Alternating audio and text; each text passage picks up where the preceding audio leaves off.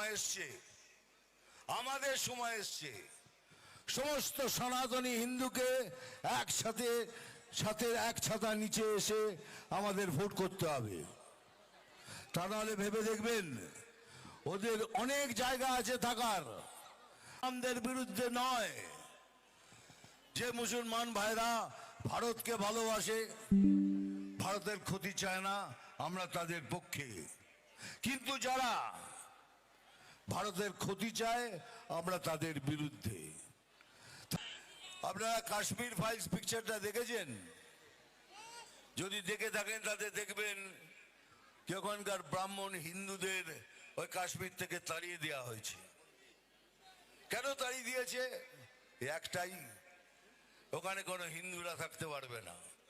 আজকে এখন এইখানেও সেই পরিস্থিতি হয়ে গেছে, সেই পরিস্থিতি এখানেও হচ্ছে যে কোনো কিছু হলে পরে তাদের লিলিয়ে দেওয়া হচ্ছে। হিন্দুদের কিছু করতে দেবে না, হিন্দুদের কিছু বলতে দেবে না, হিন্দুরা যেন ওসব না করে। কি করবেন? কতদিন আটকাবেন? যেদিন হিন্দু জাগবে সেদিন কিন্তু খেলা শেষ, সেদিন কিন্তু খেলা শেষ হয়ে যাবে। আমরা অনেক অনেক সহ্য করার ক্ষমতা রাখি। আমরা সনাতনী, বুক চাপড়ে বলুন হাম সনাতনী হ্যায়। আমি যেমন বলি, বুক চাপড়ে বলি কি আমি সনাতনী, তিনি আপনারা সবাই বুক চাপড়ে বলুন।